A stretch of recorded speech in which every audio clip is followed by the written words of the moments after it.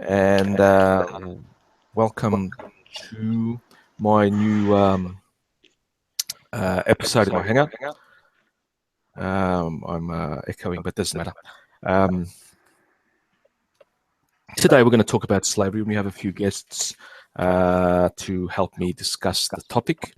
It'll be about all of slavery from the beginning to modern times. Our guests include Rin Michaelis. How are you, Rin? Nope, she's still a bit busy, but doesn't matter. We also have Real Raven 2000, and we should have in a few more minutes Adam Wade. We are also waiting on one or two special guests, which they will come on as they see fit. It's fine. I won't reveal them because they might not come on, and I don't want to be too embarrassed. But slavery, we shall start at the beginning. Basically, slavery started with the invention of agriculture, or more specifically, with the development of the state, because slavery is a social stratified, it belongs to social stratification. If you don't know what social stratification is, it's the hierarchical divisions of class, worth, whatever you want to call it. It's what SJWs like to put everyone in. But in the original format, you had the leader, which was the king. This is a state. We had the state's leader, who ruled alongside the religious leader. Then you had the second tier downwards, which were, you could say, they were the nobles, which had some control of land. And then you had the bottom, the second lowest was the free people, and below them were the slaves. And we have the first mention of slavery in Sumeria, if I'm not mistaken. It was mentioned in the Code of Hammurabi around 1760 BC, where he codified it in law. Sumeria also, many of the Sumerian mentions, text, tablets, whatever. I wish someone was here that knew more history than me, but that's my background of thing. They knew, they showed that slavery was already in action, and slavery basically is. This is the Wikipedia definition. Wikipedia. It's enough of a definition that, for my purposes, it's a legal economic system in which principles of property law are applied to human beings. So humans become property of someone, which is not very good. And it was practiced since the beginning by every culture, and basically every country had some form of slavery in some time or place. No one can claim that these people did not practice slavery, because they did, and I will discuss them as we will go along. So we should start with the how slavery basically came into being. I'll stop this quickly. I'll just give it a few more minutes of my monologue, and then we'll let other people speak. Basically, slavery were at the beginning, were basic prizes of conquest. Normally, in the beginning of the state system, around the late Bronze Age, even earlier, Middle Bronze Age, the city-states of Mesopotamia, Babylon, Sumeria, Syria, etc., and Egypt. I don't know, honestly. I can't say they did or not, because I don't know how the Egyptian slavery, if it did happen or not. What's up, Carlos?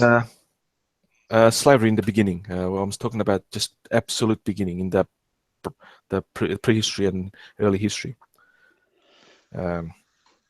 You're gonna have to live with two of me. Oh, it'll go away. Don't worry about That's it. okay. Don't worry about it. As long as we can Go hear away. you. Yeah, No, exactly. you're hearing the sound from my phone, but I'm hearing you from my tablet. Oh, that's okay. Oh, then no worries. No problems. That's all. The slave makes a plan. Mm.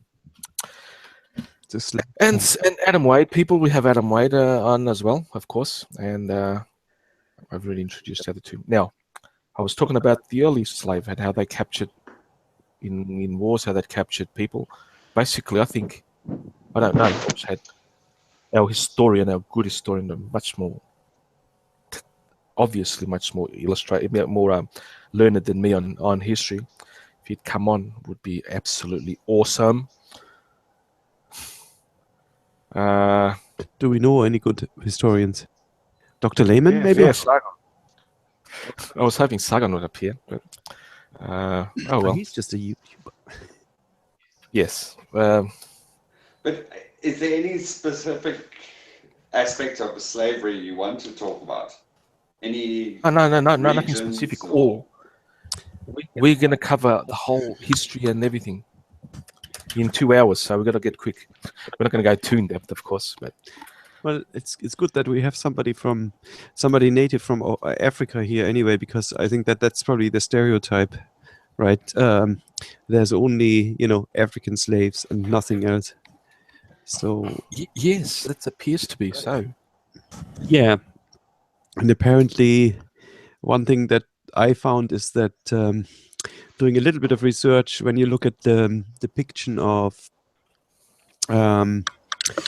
the slave trade in the medieval times, look at the pictures from 1700, whatever, then there seems to be a running theme that those who were trading with slaves always had turbans. It's mainly Arabs, so mainly North African people doing the trading. Yeah, I was going to cover that a little bit later. Yeah, If, we'll cover later. you just jumped in, but we can preview. Yeah, real slavery, basically. I mean, the heavy duty, what we call slavery, modern slavery, where they actively sought after whole peoples. I think I might be totally wrong, but maybe the classical periods, except for Egypt, which is really weird. Egypt, I couldn't find any real evidence that Egypt, ancient Egypt, I'm talking about, actually practiced any form of slavery. Like there's the stereotype that the slavery built the pyramids, which is so totally wrong. It's so no, they did not. The pyramids were built by salaried workers, and the more they dig up, the more they find that they were probably even had unions and shit. I thought that the Jews built the pyramids for the Egyptians, so the Egyptians kept the Jews as slaves. Just Yes. a lot of debate about how the pyramids actually got built. And at this point, I don't think it's really relevant to the conversation about slavery, to be honest. No, it is. And our new guest, Owen Salisbury. Yep. He's welcome, Owen. How you on, my man? Hello, hello. Great to hear you. Just before we continue, Owen, a small bio, an introduction for my new guests. My name is Owen Salisbury. I'm a semi-educated American. I live in Vietnam. I've lived here for about 5.5 years because due to the economic circumstances of the U.S., I, as middle-class, white, educated American guy, had to go to a communist third world country to rejoin the middle class. So, yeah. My relevance here, I suppose, in talking about slavery is at least in part due to the fact that my family has been in the United States since the Mayflower. So during the U.S. Civil War, I had ancestors fighting on both sides. Some who actually, died in the course of freeing the slaves, and some who fought very hard to protect their right to hold slaves. So, I have at least that, and growing up with that shaping my views, which is really the only relevance it has in here. And as for the rest, I don't know. I guess you guys will just discover as we go along. Mm-hmm. Good. Thank you. And we shall continue then the conversation.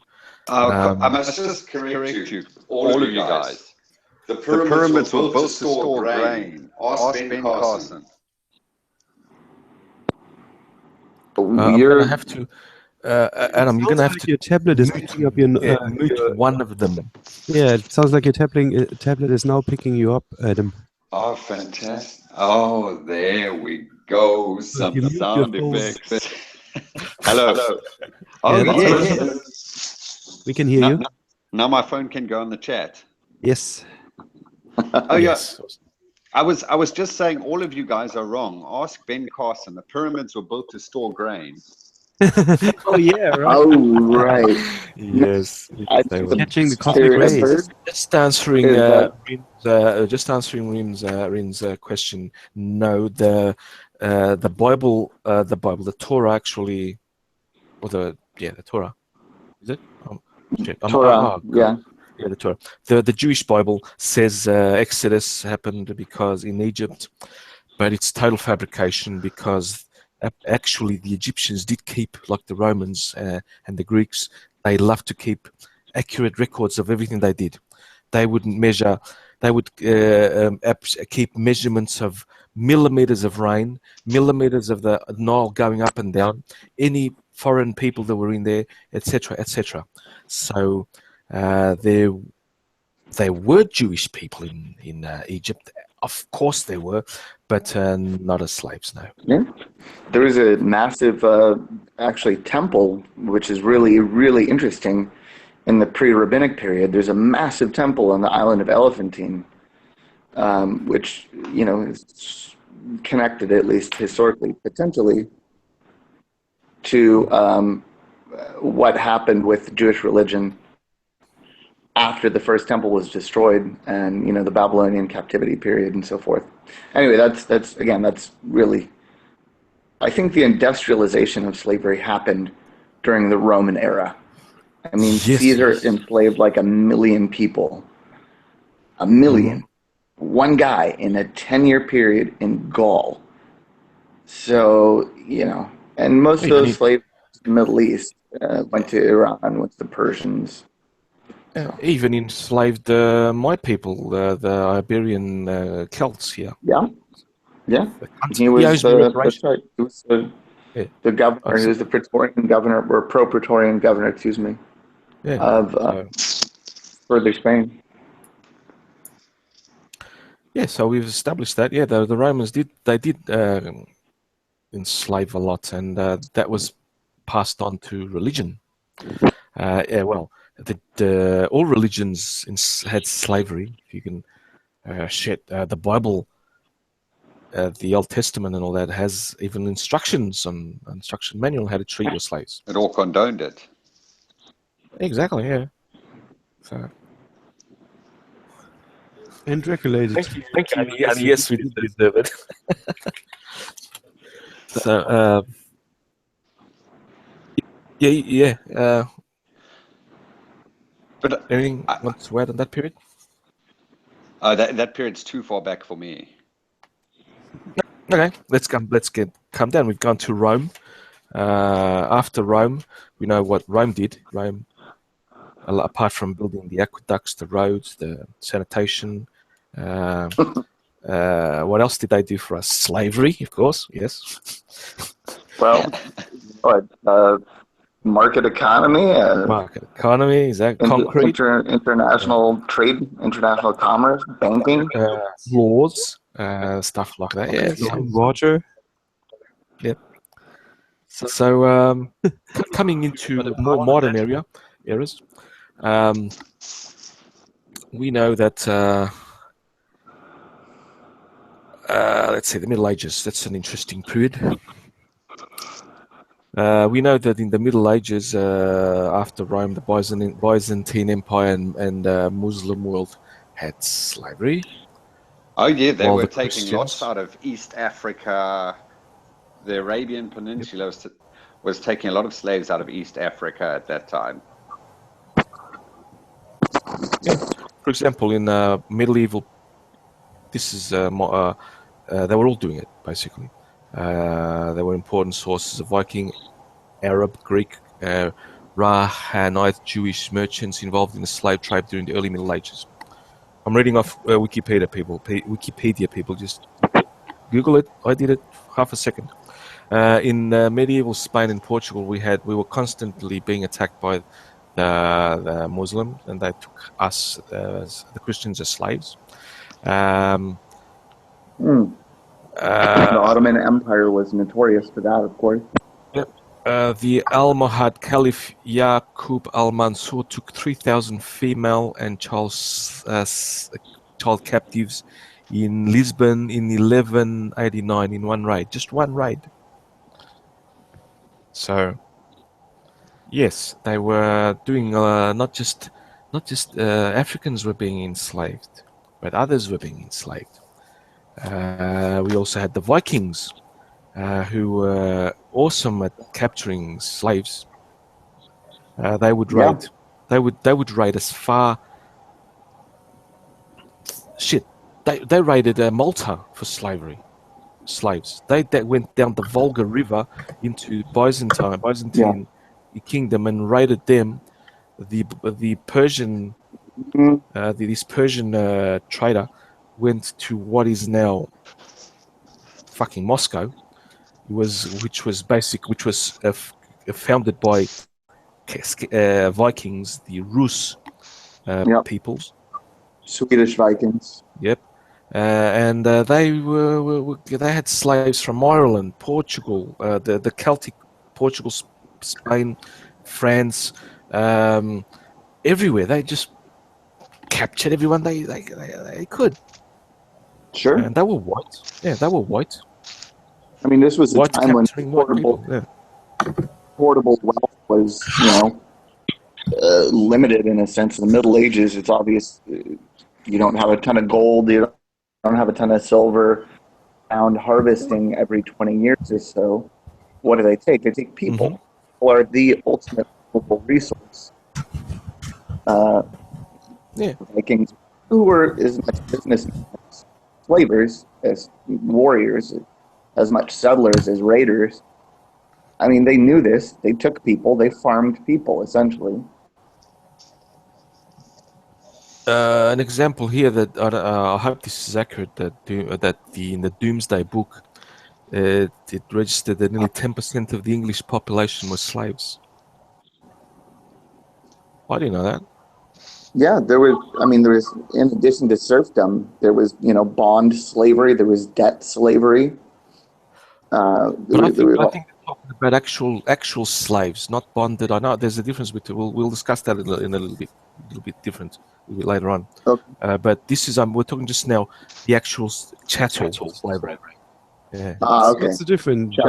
Chattel. Bond is that? Well, you own. It's like owning an animal, basically. That's what it is. Chattel is property, like owning. You register it as you do your house. Yeah. But the other type of indentured servitude, serfdom, and of course that would be debt slavery, and that thing would come under indentured servitude, I think. It varied in different regions at different times. There were times when absolutely. This is what I found that what Wikipedia says. Chattel slavery, also called traditional slavery, is so named because the people are treated as chattel, personal property by the owner, and are bought and sold as their commodities. Or bonded labor, bondage, etc. It occurs when a person pledges himself or herself against a loan. So they pay off the loan. They are And that would sort of usually be land, right? Or something like that, isn't it? You get a bit of land to work on. Yeah, it says here that it's still the most widespread form of slavery today, and it's predominantly in southern Asia. Bonded labor. That's slavery in India. But again, I mean, I think here slavery in the West it's called mortgage, right? slaves to pay a debt. Mortgage, yes, mortgage, yes. When people are taken as slaves to pay a debt, it can be as chattel slaves. A father selling a daughter to pay a debt, for example, that girl is a slave. It's not bond. It's not for a But limited Danny, the time. girl, not the She's father, out though. property. That's different, though. That's different. Okay, but I'm The just girl saying, is a slave. even when people are taken in lieu of paying a certain amount of cash monies, absolute slavery as well. I don't think Wikipedia is drawing a clear-cut No. distinction. Obviously, I know the limits of it. I'm not. I'm thinking now on my own. I'm not using the Wikipedia for that. Wouldn't it be different because if he sold his daughter, the father was not indebted. The daughter becomes the debt backup. So yes, for her, She's the she would be collateral. she would be the slave. But yeah, I agree with you. I can't explain it any other. But your explanation is better. Yes, I think so. Yes, I agree with you. Thank you. There's slavery is to a certain extent slavery. Drawing arbitrary distinctions. If you cannot do what you want, if you are owned and told, I'm sorry, if you're owned or just told what to do for every waking breath, I mean, prison population are not technically slaves, but they're controlled as rigidly as any group of slaves are. And many of them are. Yes, I think that would be different, though. I think it would be, but I'm just saying, I mean, we do need these classifications. We need lines of distinction in law and in custom between different forms of, almost everything. I'm just saying, to the person experiencing it, I think we should remember that it is slavery. No, slavery. Yeah, if you broaden it out enough, chattel slavery is the most pure form of slavery. I think we can agree on that. Yeah. It's actually owning people. You have them registered, like your house, like your car. Mm-hmm. That is, whereas the other forms of slavery, don't get me wrong, they are so abhorrent, more than abhorrent. I can't think of a word strong enough to express the disgust I feel for that. Yeah. I honestly can't. I agree. But they are different. They're the lesser of the evils. Sorry, Adam, go. They're the lesser of the evils. Please. I'll try and make a distinction if I can, and then I'll shut up and let you guys talk. Because we can come back to now. I think we've covered enough of the backwards, and I'll just a bit later on give another example, and then we can continue. The indented slave servitude, not everything that's not chattel slavery, I think has a distinction where, for example, let's go back to the serfdom. The serfs were indentured servitude, and that were slaves, just not by name, but there was a distinction where they were not generally beaten if they refused to work. For example, they had to work to pay off their debt, and they would, if they didn't work, the landowner would increase the debt that they had to pay. They would say, "Nope, you didn't fulfill your obligations. You have to work another year." That would be I think the extent of the punishment. Whereas, it's a bit more like a loan shark, right? Well, possibly, yeah, exactly, yeah, something like to that extent, yeah. Okay, except without the violence. From what I've read, and I could be, this could be just some bit of net lore. There is a verb in Old Russian that means to whip one's serf. So I think you can guess that anywhere people are held in durance vile, in bondage, and told what to do with every waking breath, or at least a majority of them, there's going to be beatings, because there's going to be people who say no, and say no in such an insulting manner that it forces the slave owner to take violent action or to slowly face an erosion of the fear that controls the people who are held in slavery. I mean, I would say, just to go on record with my views, it's fear of force that keeps people enslaved, and it's the existence of force that keeps people enslaved, and you got to apply both of them to keep people enslaved. And you have to apply them on a regular basis, or people are going to, escape and or cause problems. Taking an example of serfdom in Northern Europe, because in Portugal we didn't have that, or Spain we didn't have that system here. We had a slightly different, wasn't as rigid, controlled. They may have beaten slight punishments. The main punishment was they put them in jail, and that's what would happen in what's the word? I can't remember it. The system that led to serfdom, that had Feudalism. Feudalism. Thank you. God, my brain's not working sometimes. Feudalism. The punishment that was administered to those that could not conform was imprisonment. Later imprisonment. They could have had beatings, of course. I'm not saying they weren't. But as an example, but starve them to death. Do you know why? Much of the payments, I think, this is going back from memory from what I learned at school. This is fucking Nigeria. I don't want to look it up because it'll take me a little bit. But if anyone can correct me, I'll obviously admit it. No, I'm working from memory from fucking 30 years ago. The feudal system, as well as forcing them to work to pay off their debt, would also sell them, I might be mistaken, sell them back some commodities at higher prices, so that it'll keep them always. It's a loan shark business. That's the company store method. That is, from what I remember in studying and learning about this stuff in both school and out, in feudalism, you didn't traditionally have so much of a company store system. What you had was someone who had to work the land and give a certain fixed percentage or amount of their yield to the landowner. Right? So they couldn't leave. They had to do this job.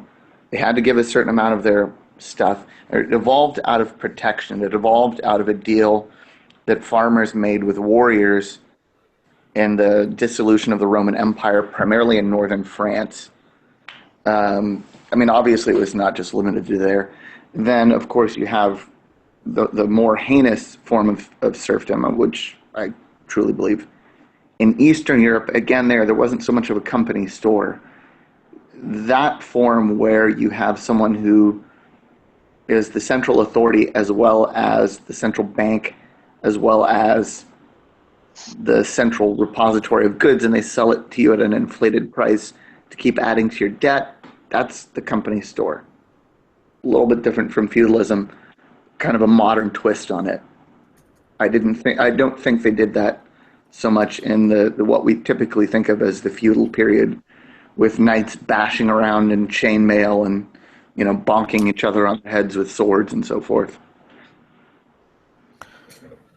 Again, I had to go to Wikipedia, and again, it's not too bad. It's general.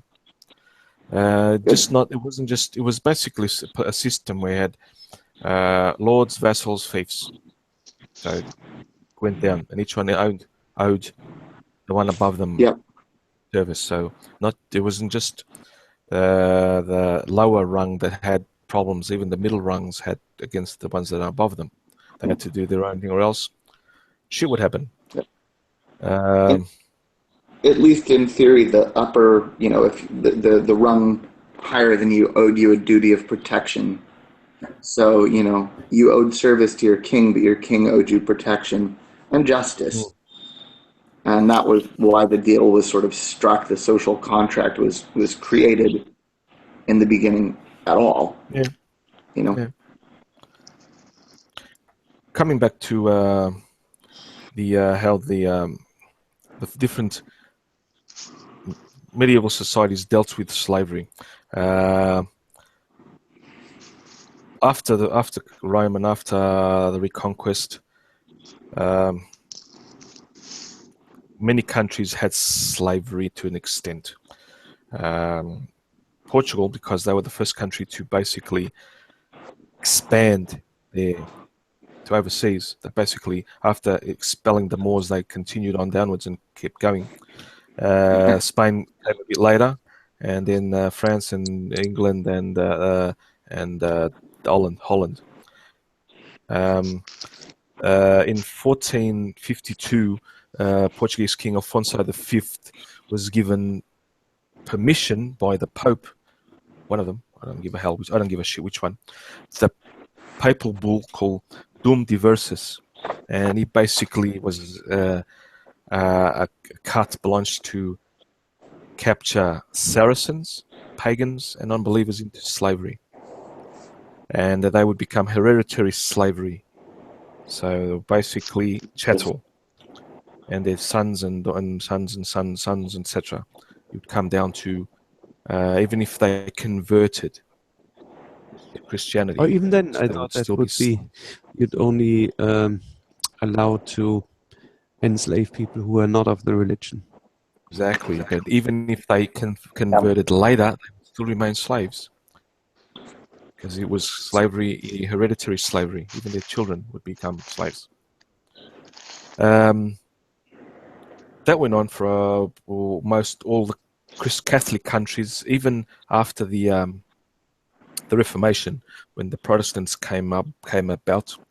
They didn't condemn slavery as such. They only condemned slavery not if at it all.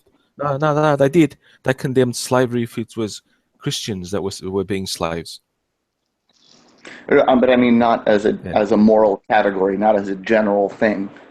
They were more than happy to enslave you if you weren't Christian, and then make you work your ass off for the good of your soul.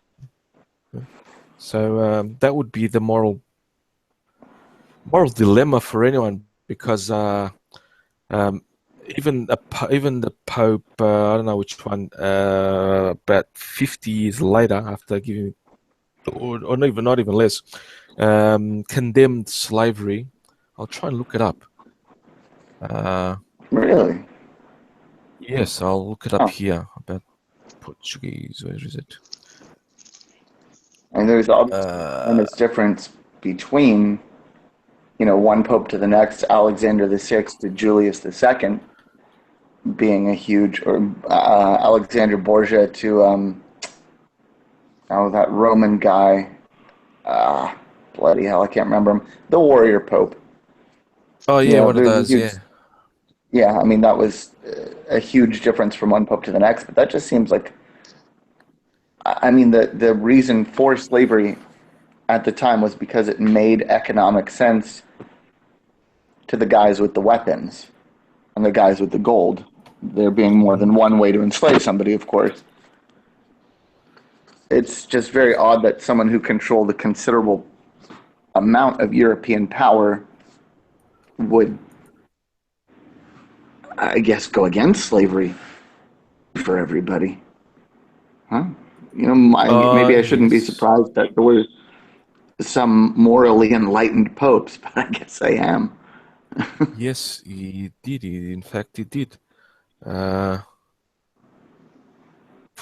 is it? I'm trying to find it. It's not appearing here.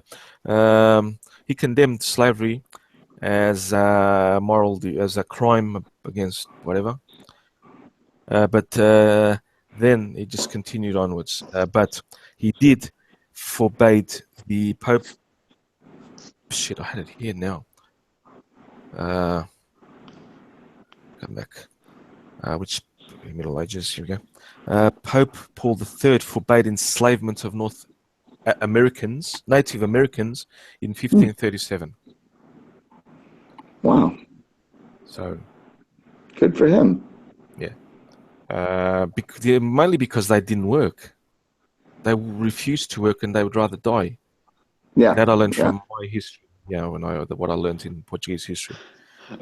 Fuck those guys. Let's keep getting them from Africa. Yeah, that's what led to the Atlantic slave trade from Africa. Yeah.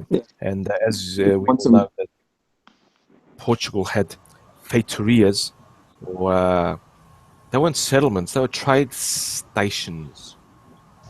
They were the first to set up those feitorias, all along the African coast, Mhm. up and down. What is now even outside our former colonies. They West set up a fort, Africa. and they just trade with the locals. And who were the locals? They were mostly blacks, other Yeah, blacks. of course. They And it was Capturing one of our opposing tribes and things like that. right. It one, was the one of future King James II who captured that from the Portuguese Empire for the English. He went and that's what created the sort of triangle trade in the Middle Passage. Is James, who was an actually accomplished admiral, despite being a syphilitic madman and kind of a thick-headed fool at times. You know, he went down and I don't even remember the names, but he took the West African coast off the Portuguese. Mhm. You know, there you have the the Atlantic slave trade belonging to the English, who just so happened to have all this spare land in the Americas. You know? yeah, but you're forgetting. But Brazil also had a lot of spare land. Oh, yeah, well, I mean, 4 million slaves to Brazil and 900,000 to the U.S. or something. Yeah, it was yeah. But it's interesting. I don't know if this is true or not. I'm reading a little bit backwards. Slavery. This is after Rome. Slavery continued to be practiced following the fall of Rome, and sections of Hywel the Good's law dealt with slaves in medieval Wales. Shit.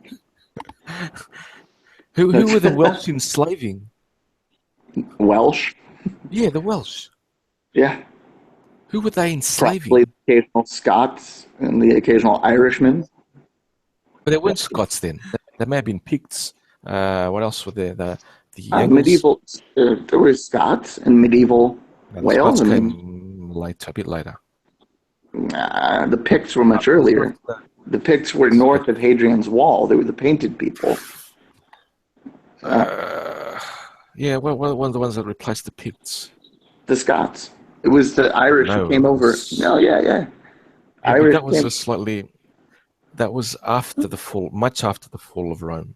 That was after even when the Angles and the Saxons landed. Yeah, The Angles and the Saxons would have been dealing with the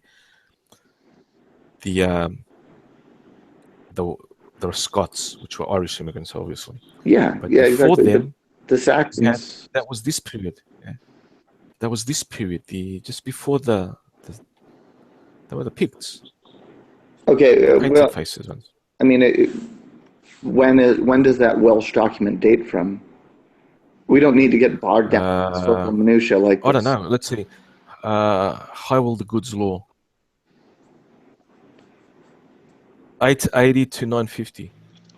That's Scots period. That's like Yeah, in yeah. transition as the Picts 400. getting Yeah, pushed 400 further years north. after.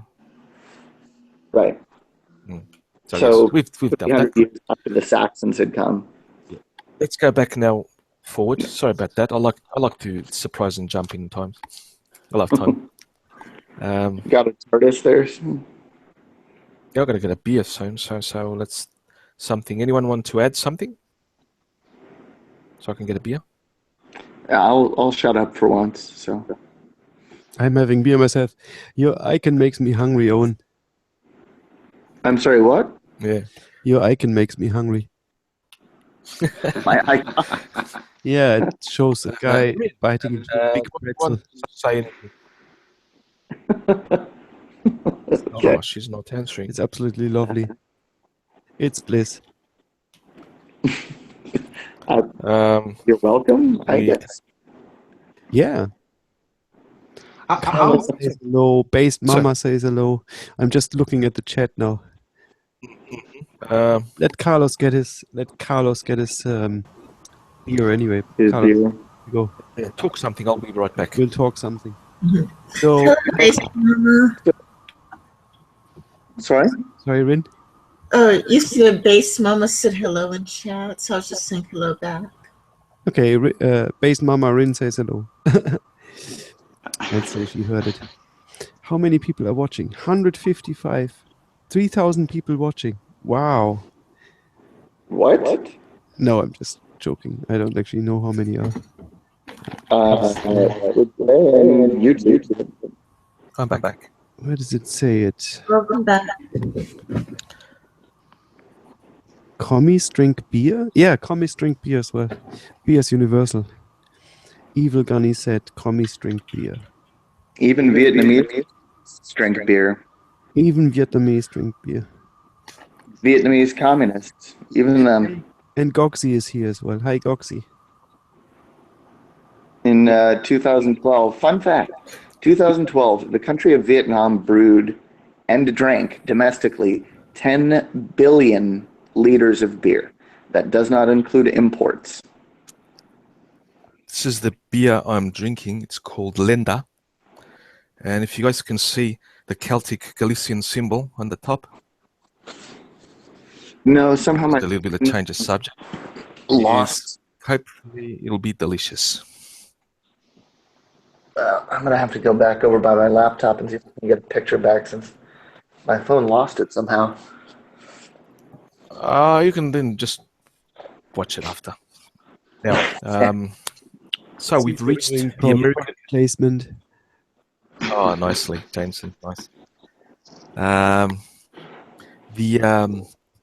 We've reached now no, we haven't yet. We still haven't talked about the Barbary slave trade.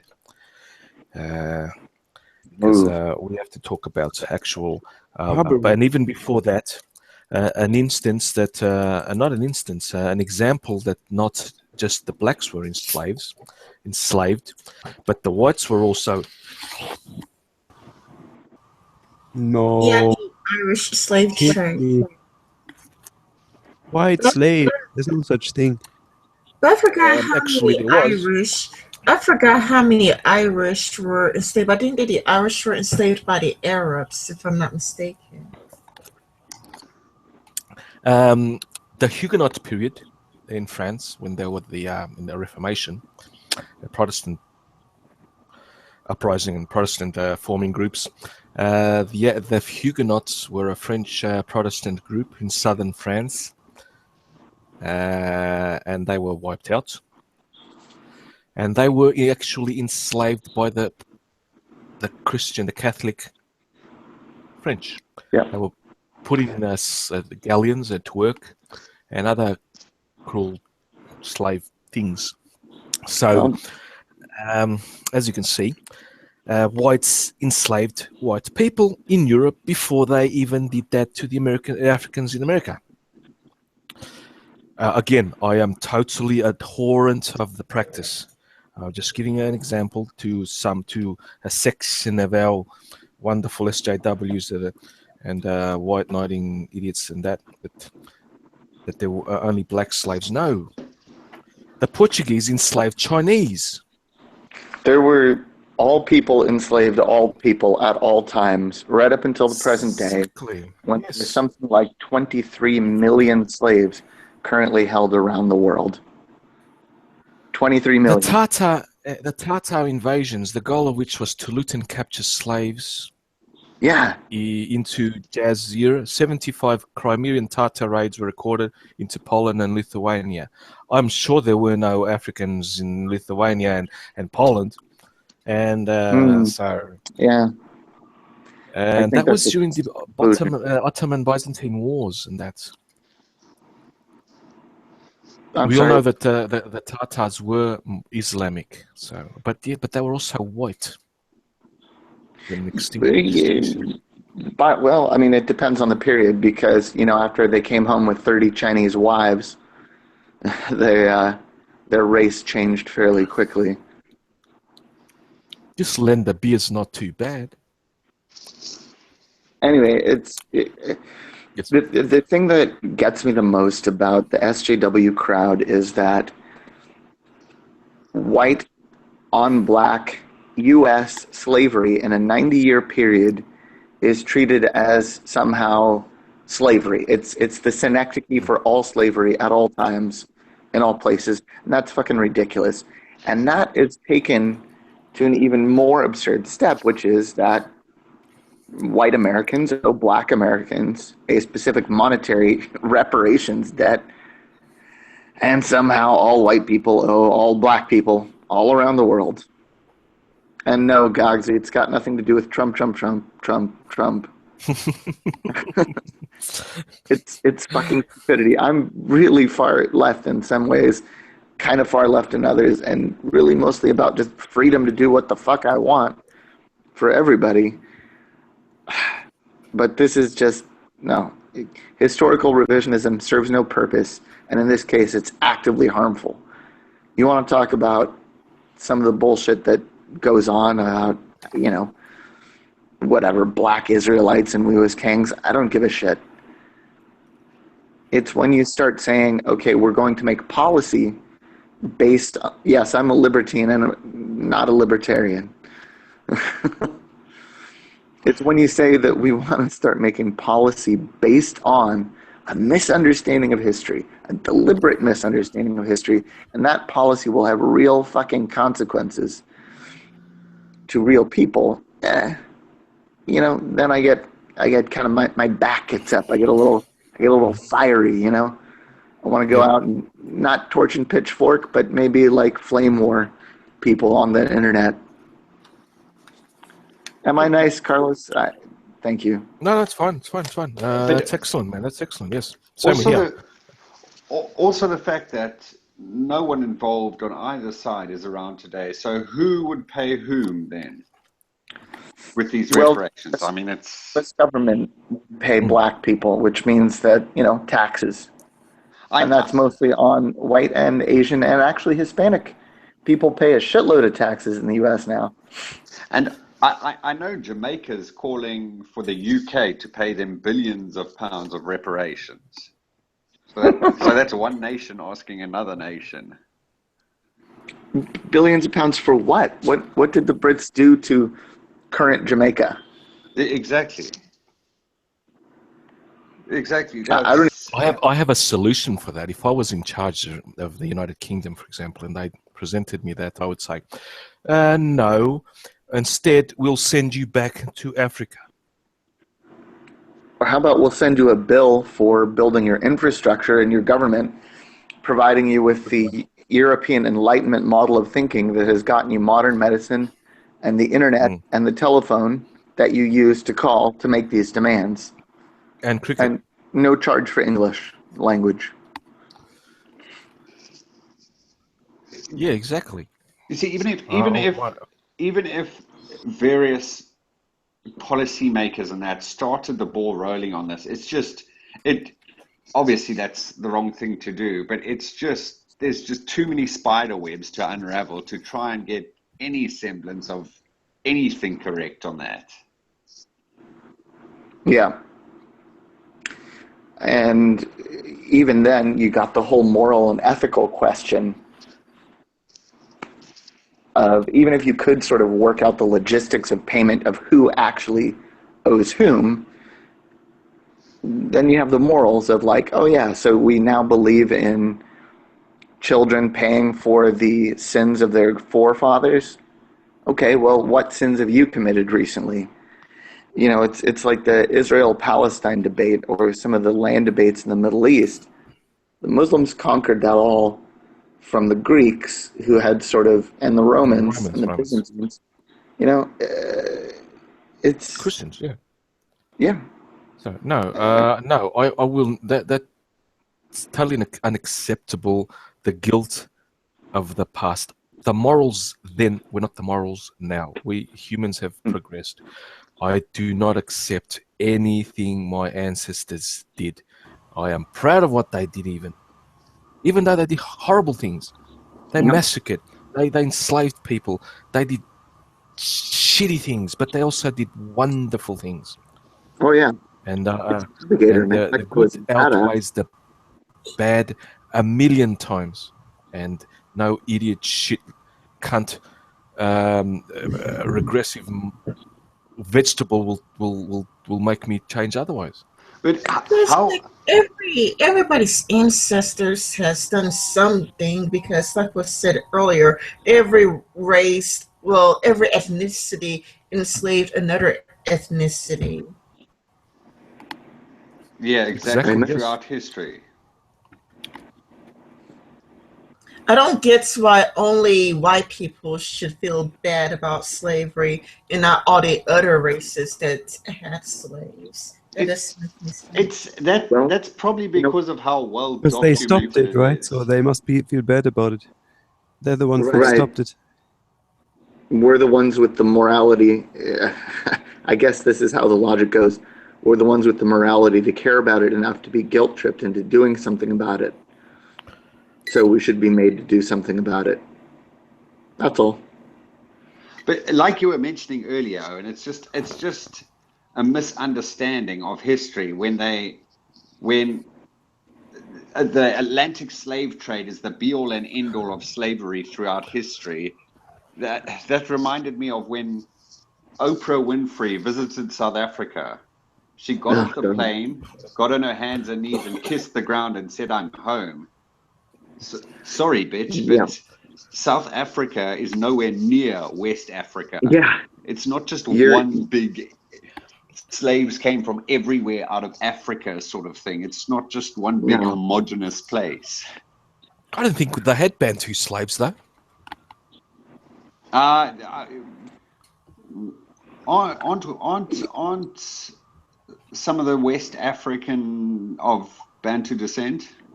I don't know. I was asking. I don't know. I don't think so. I know The that a lot came from African.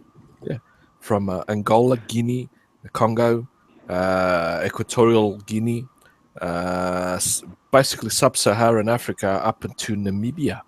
No, the Bantu people I know came that. down Yeah. from Central Africa down to Southern Africa. Mm. Yeah. They arrived, Yeah, I know. Yeah. They arrived in the Cape at about the same time as Jan van Riebeeck. Right, and they displaced the earlier The Khoisan. Khoisan. yeah, thank you. The Khoisan people. I don't think Oprah Winfrey has fuck all to do with South Africa. Get a genetic test done and find out the ancestors were all Northwest Africa and be like, whoop. I think she may have originated from Angola, Congo area. If she's an American whose ancestors were enslaved, then yeah, probably. Yeah. So nothing to do with Zulus.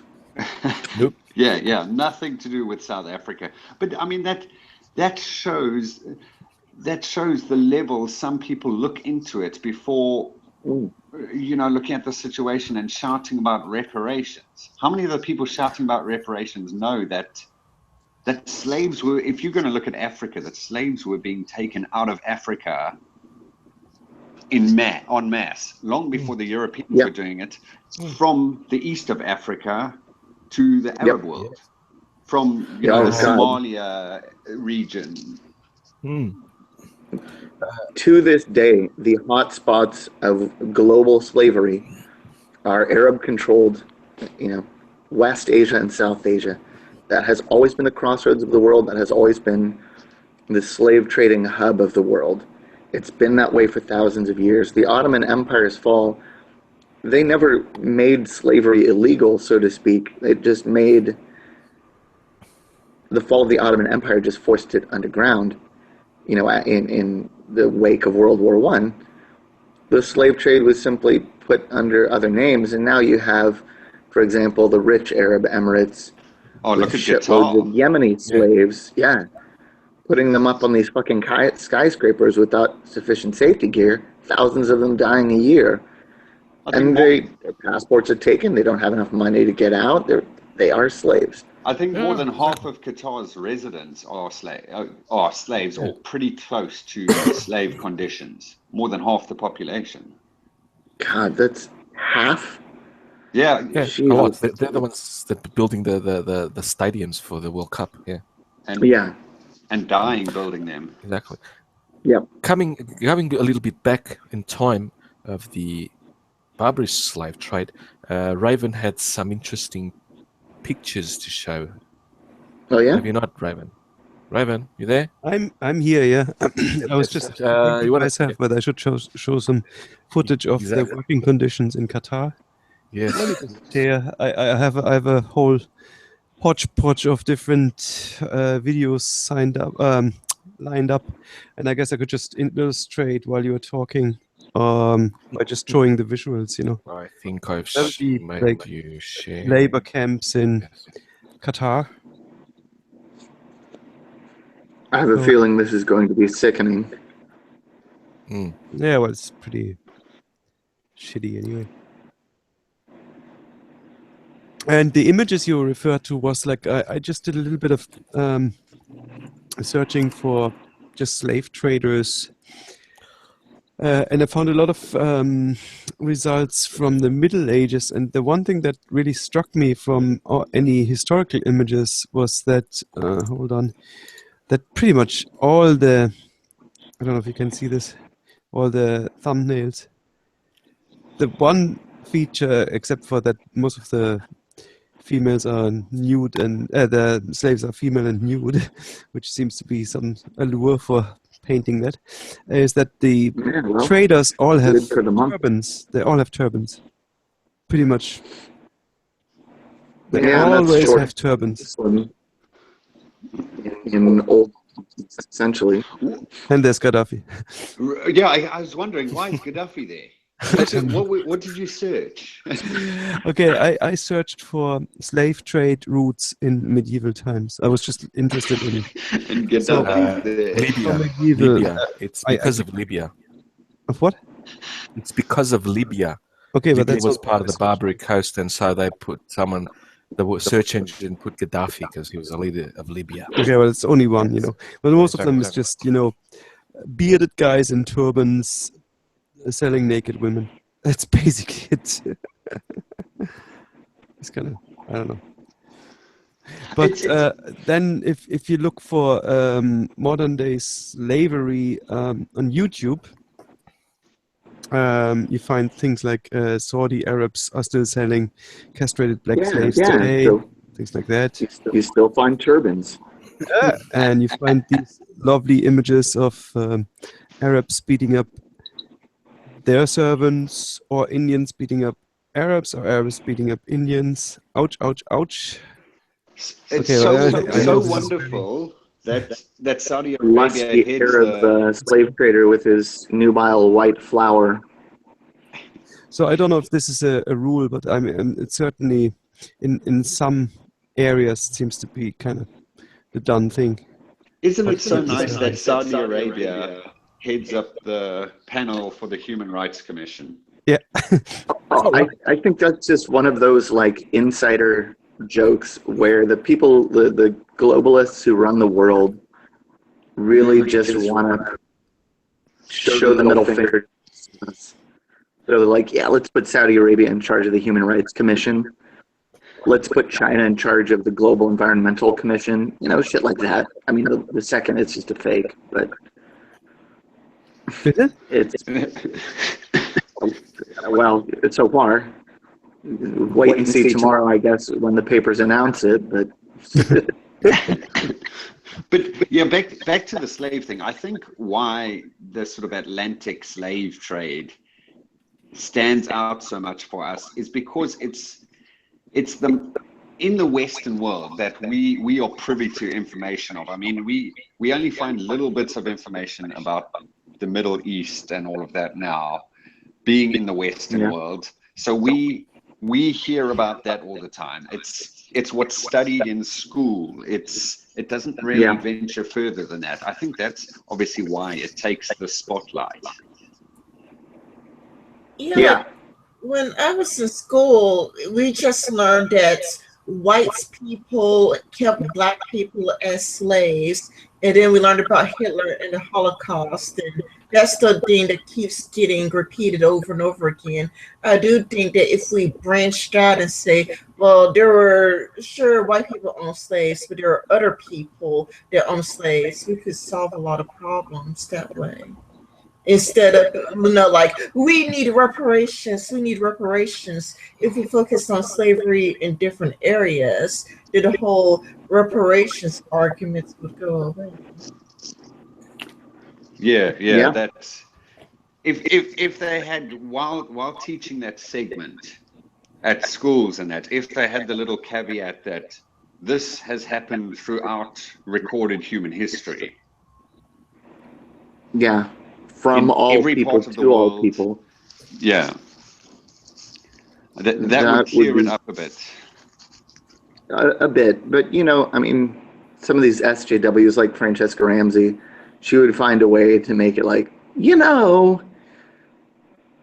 and somehow this chain of logic would extend to make black slavery, enslavement of black people by whites in the United States, the worst ever, and so racism, my reparations, and white I guy like this equals bad. argument, Owen. I'm I Yes. down. just think that less people would listen, like if it was taught, like, because again, I've learned at a very early age, and again, it keeps getting repeated over and over again that white people own slaves, and that's it. We don't really, learn about slavery from different countries. Not only that, but another thing that I've learned very recently is that in America, only 1.4% of people owned slaves in the heights of slavery. I think Yeah. that information out, then the whole, not only that, but even some black people owned slaves here in America. I do think if this information was out, then the whole reparations arguments, I mean, very few people would be making it, because it would seem like really silly, because are you going to ask black people for reparations too? But then it would kind of eat itself, wouldn't it? Sure. And there's if I remember right, I read this just recently, that among landowning families in the United States, 6% of white families owned slaves. Black slaves, I should say.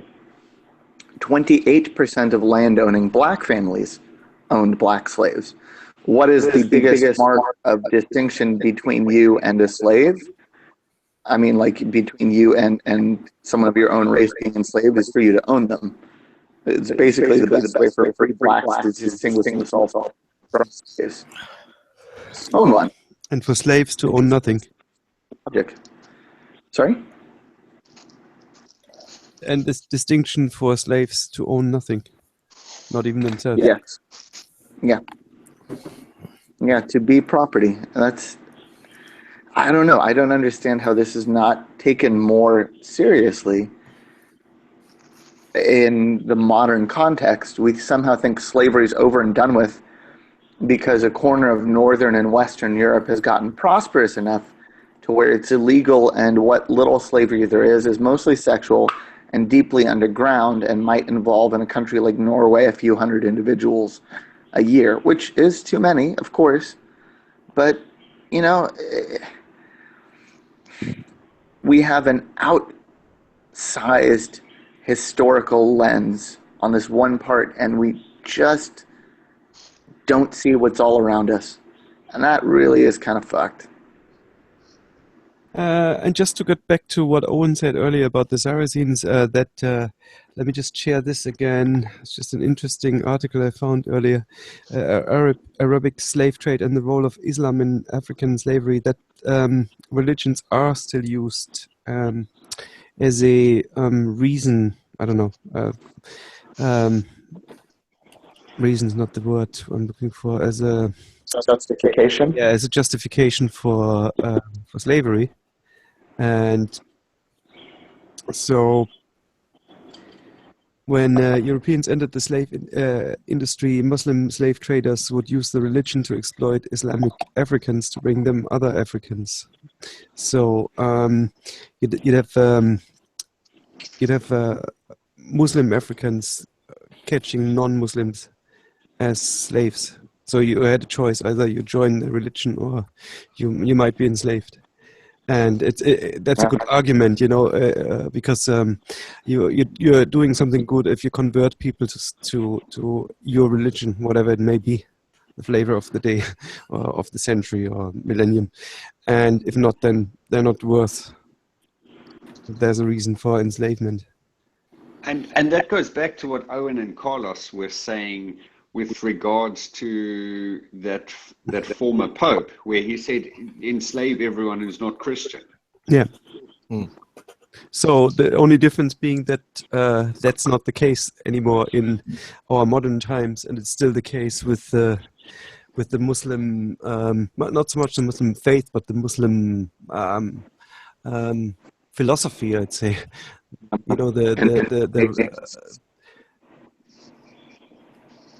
The sociology of it that says that okay, you are allowed, if you're not born as a Muslim, then you are allowed to be not a Muslim, but then you have to pay some sort of a reparation, some sort of and that's probably a mild form of slavery, right? An unfree kind of taxation for the unfree. Yeah, where you're a second-class citizen, and you have to pay jizya. Which is it's a mild form. It's not really slavery, No, it was just a tax and a restriction on certain jobs, if I remember right. In the Muslim world, if you were one of the quote people of the book, it was just if you were a heathen by Muslim, that things got really horrific for you, or could. It didn't necessarily. You say people of the book? You mean Christians? Christians or Jews. Mm-hmm. The Muslims respected kind of their religious predecessors. Yeah. And so, for example, you weren't forced to consider you're a Christian or Jew because you were a person of the book. You just had to pay this tax and you didn't work certain jobs. Ironically enough, then you have like the Mamelukes and the Janissaries, where these are slaves who are running countries in the Islamic world.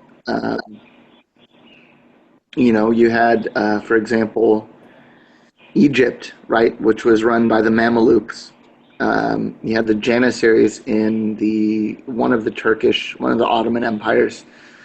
And essentially, you'd go out, you'd capture a bunch of slaves, you'd march them on, as Alison Tiemann of the Honey Badgers has said many, many times, you march these boys on a 500-mile walk, and the ones who are left at the end are the ones who are worth keeping just by surviving. And then you raise them up to be loyal to the protected class of rulers. They do all the dirty work of government and ruling, while the real powers in society get on with, I don't know, drinking and what is it? A loaf of bread, a jug of wine, and vow. So drinking, food, and sex, maybe, while the former slaves and the slaves powers in society get on with, I don't know, so forth.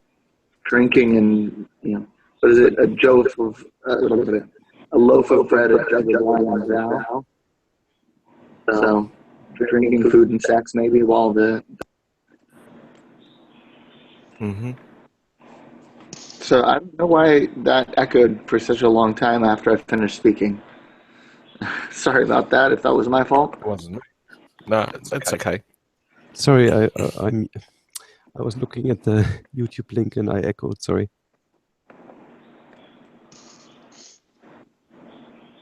And as for the time, it's 5:45 a.m. here. So, yeah, I've been up all night.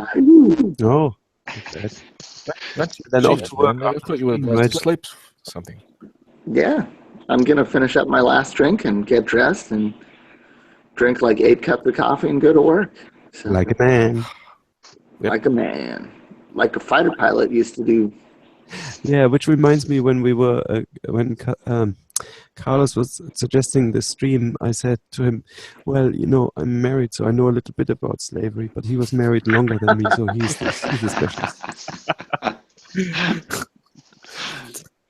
Yes. Well, I'm engaged, Yeah, good luck with I know a that. little bit about bond slavery, I suppose. You're in indentured servitude now. Yeah, you don't know that. I mean, you can interpret it two ways. You can either say that you'll be the slave or you'll be the slave owner. Depending on which perspective you take. If I Oh, was a God. feminist, I'd say you'll become a slave owner. It's just You either buy a slave or you live long enough to become a slave owner.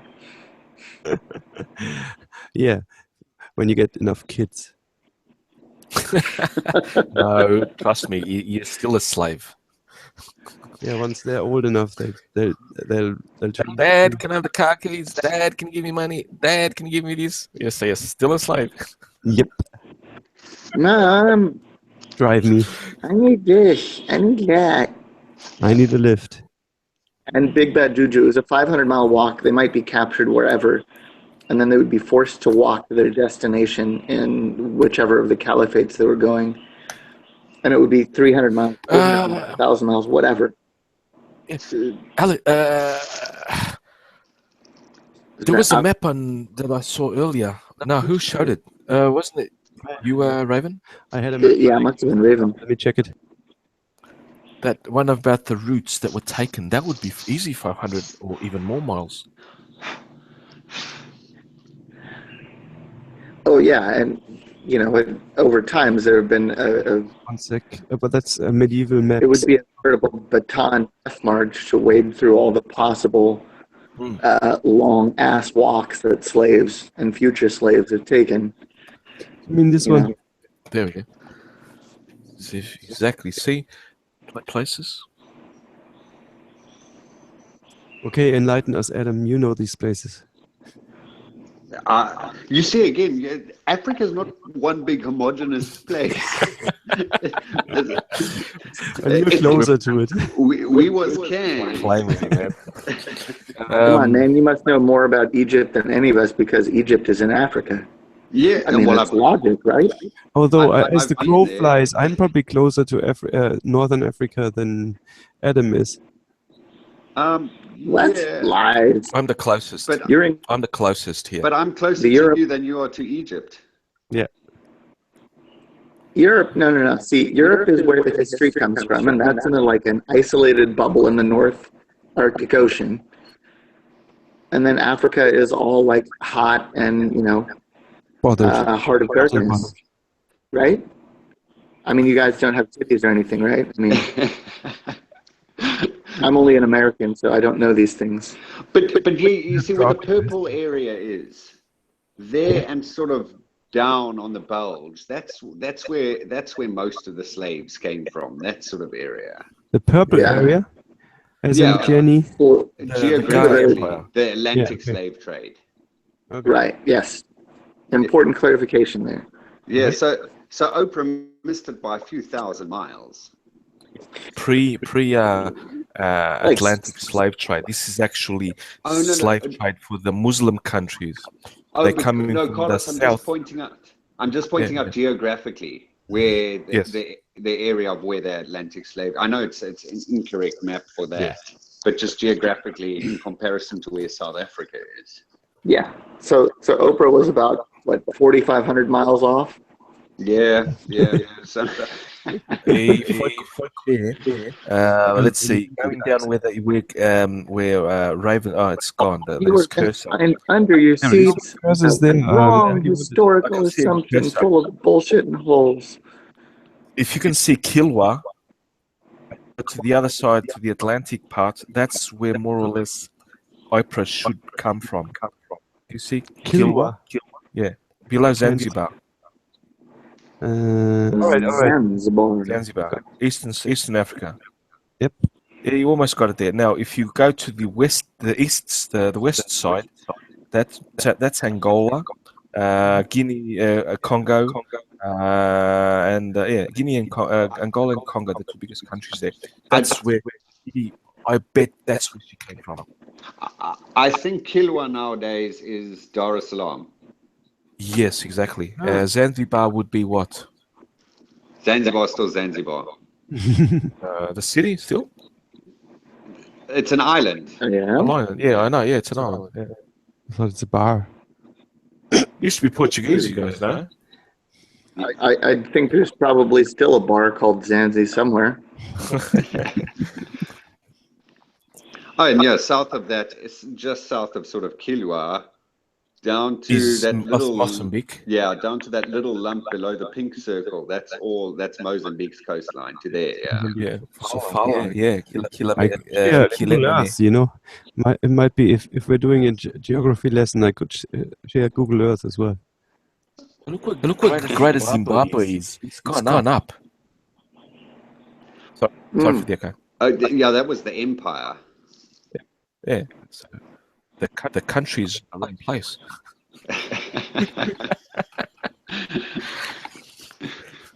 but yeah, this map is pre African slave trade. The Europeans. This is actually Muslim slave trade. Right. So this would be like 700 to 1400. This is where the active loci of the African slave trade were. Yeah.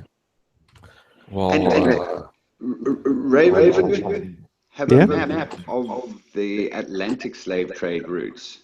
I'll mute Raven for a sec.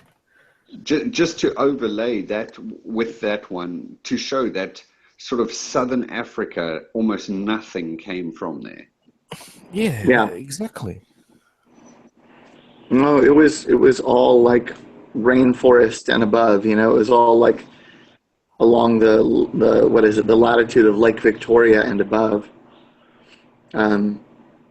And I would even say that's pushing it south to Lake Victoria. Very much, yeah. That's really.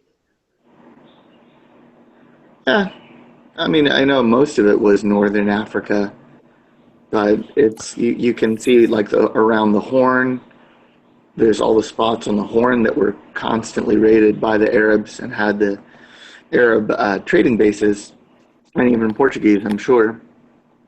Mm-hmm. Yep. Trading forts set up there, you know, and that extended south of the Horn in considerable ways as well. So, I mean, what I'm saying is north of, like, make a line at Lake Victoria, go north. That's where 95% of the slave trade happened. Yeah. It's basically like the equator and above in this map. A little bit south of the equator, because the Congo and Angola are south of the equator. Yeah. I mean, this map has been updated a bit. Of course, yes. Looks like a big bite's been taken out of West Africa there below the bulge. Exactly. That's West Africa. Now Africa needs to go a bit lower, and yeah, there's some bits missing. There's actually a map that shows slave-grown sugars. The Marara, Hindustan, there. That doesn't really help us, right? Does it? No, not much. That was the other one was a bit better. From the Wikipedia. Atlantic slave trade. Jesus, my screen is definitely spazzing out. Okay. That goes to show you can't take the first link from Google. No. Triangular trade. Maps of Africa and the slave trade. Ooh, slaverside.com. Is it true that at this period there were no slaves in the United Kingdom on British slavery was illegal in the UK's shores. To step foot in the UK itself was to become free. Yeah. What was the saying? The air is too pure in the British Isles for a man to be a slave, or something like that. There was some guy said something. Some self-serving quote. It was basically, you know, a bunch of middle-class women felt bad about it and got together and banned it. Not the slave trade, but, you know, the presence of slaves in the UK in the late 1700s. I don't remember, but yeah. And And that Jamaica's asking the UK for reparations, where the UK single-handedly put a stop to the Atlantic slave trade. They patrolled the Atlantic Ocean, stopping slavery because they were the only country that had outlawed it at the time. And the only country with a navy big enough to stop it, and who were not economically dependent on it anymore, thanks to the invention of the steam engine. Yes. So, you know, I mean, they were moral because they could afford to be. Yeah, The first country that actually abolished slavery was Denmark, Norway or Sweden, one of those two. They were one kingdom. But, Wow. but Scandinavia.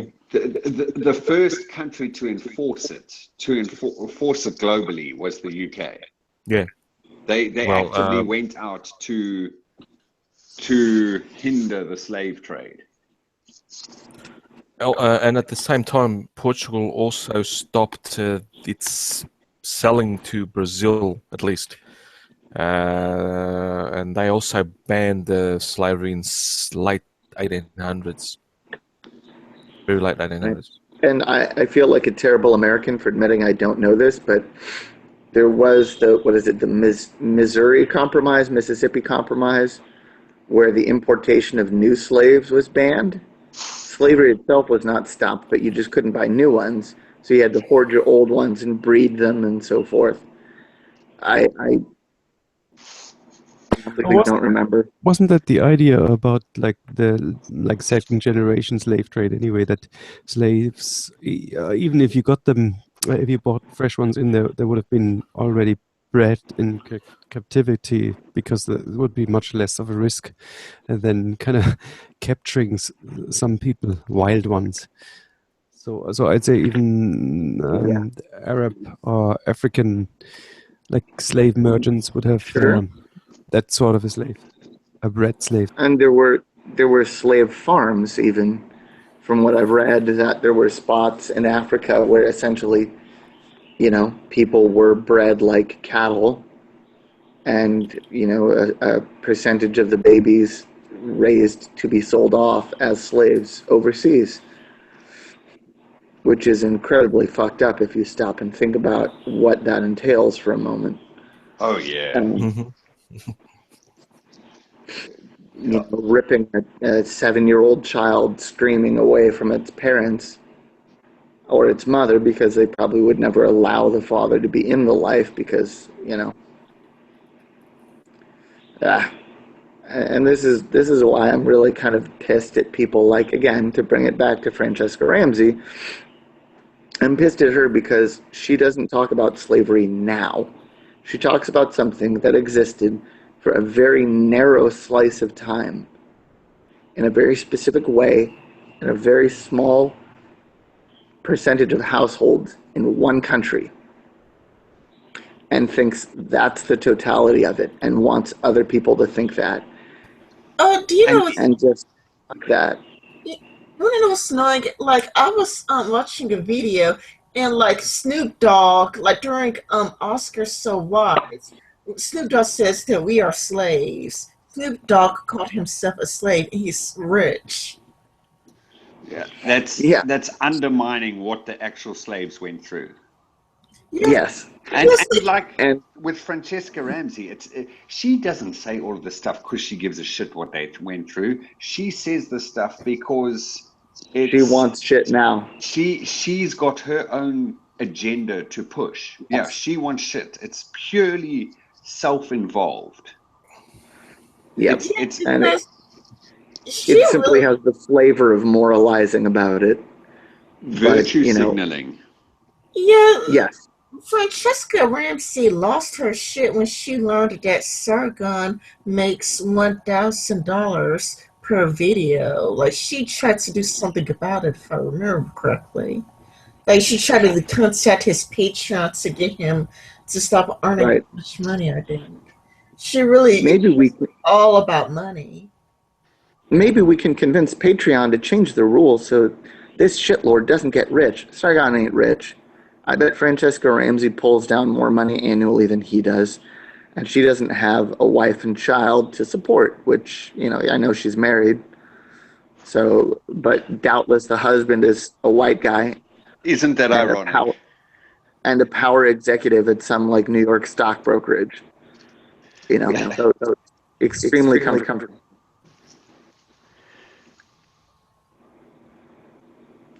So yeah, she's never been within a day's travel of a hard day's work, so to speak. It's hypocrisy of the highest order, and it really just stinks. And I wish she would shut the fuck up. I don't know if she makes more money than Sargon. I think Sargon has more subscribers than she does. And again, she really lost it when she learned that he makes $1,000 per video. She really just lost. Yeah, she worked for MTV though. I mean, she's not getting a ton of views online, but she does work for what used to be and what still is a major media company in the United States. And again, and a high-profile face for them, not just someone in the background. Yes, right, exactly. And again, like she's probably like her income is probably hobby income for that family because, she's just the way it is. She's a woman who's married. Her husband is probably of a higher socioeconomic class than she is because hypergamy, she's marrying up. She's, not detestable looking, not disgusting looking. So she probably snagged, again, a fairly well-off Caucasian man who's making more money than she is. And she's probably pulling down $100,000 a year, I would guess. Yeah, but this is a bunch of speculation now. Sure. Who are we Sure. talking I about? know she's married to a white man. Who are I you do know talking about? that. Who's she? Sorry, I was watching the chat. So, who's she? Francesca Ramsey. Oh, all right, Ramsey. All right. Oh yeah, I'm sure she's Jessica from the hood. figures anyway. If she presents for MTV and etc., she probably gets a good few 10 grand for each episode anyway. Yeah, I'm guessing actually lower than that. I'm guessing she gets about 100,000 per year. But Yeah. I would guess that's more than Sargon makes. Maybe not now, but at the time the Patreon thing was happening, that's more than Sargon made, I would guess. You're right, it is speculation. Nevertheless, I don't think she's immune from criticism just because we don't know the details of her exact circumstances. So it's really what she says that angers me. Yeah. Guys, I must just jump in quickly to say I must go. I must head off to sleep now. All right. Adam, thank you for being on, man. Thank you for having me, Carlos. Sorry I can't stay longer. It's a busy day tomorrow. No worries. I'm in the cotton fields. You didn't have enough Nando's chicken, that's why. It's what giving me my power. Exactly. 27 fights, 33 knockouts. Yes. Oh god, that was fucking funny. See ya, man. See ya. Thanks very much. Good speaking to you all. Good listening. Yep. I learned a lot. Nice speaking with you, Adam. Nice speaking with you. Cheers, Rin. Bye. Yes, we're Real Raven. I'll send them to you. Thanks. Cheers, Owen. And thank you, Carlos. Cheers. See ya, man. Later. Cheers, man. Yep. Leo. And then there were 5, 4, 3. 4. Oh, It's so early. It's so late. I'm not sure which, but fuck it. I'm gonna have another drink.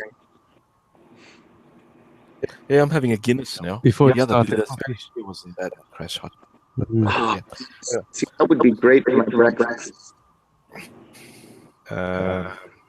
Shit, I don't know what I'm talking about now. Well, you could Well, talk about Francesca Ramsey. Oh, Jessica, yeah. That's easy. It's not just her. It's all the professional victims. They sort of all are the same. None of them are fucking poor. No. They have the None of them minions, which have ever the smelled minions, poverty. the minions which follow them are, of course, but they're fucking brainless vegetables. And Come on, I mean, most of Lacey Green's fans, they're teenage girls who live in middle class homes in the United States. They're not poor. Most of Francesca Ramsey's fans probably in the same relative cluster, although I'd guess they skew a bit older. College students from class families. They're not poor. They have not wondered where the next meal has come from. Most of them have probably not supported themselves. You know, I don't think we can say even the minions are necessarily poor. Not as rich, but not richness in America is relative. Even sure. low, very, very low middle class would be very upper class, upper middle class here. Shit.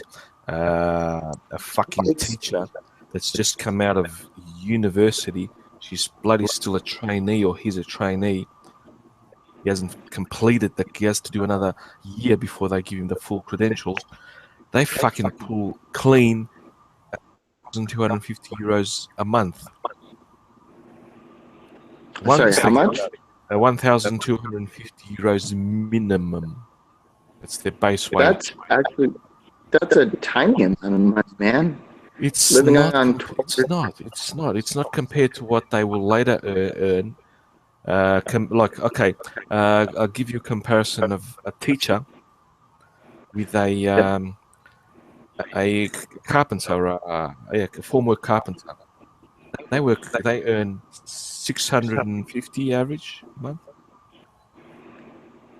Really? Right. How do you survive on €650 a month?